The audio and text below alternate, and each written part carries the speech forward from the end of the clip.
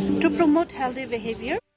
The 7th edition India's Most Prominent Food and Hospitality Awards 2023 were conferred on around 40 cuisine and culinary restaurants throughout India by the Merit Award Market Research Private Limited.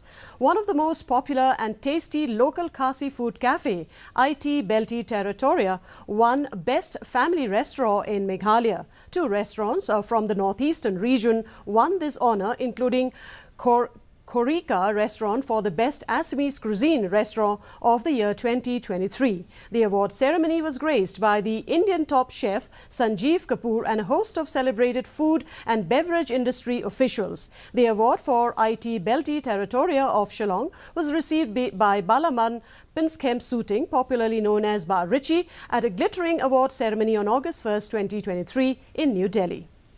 And now here is the weather report.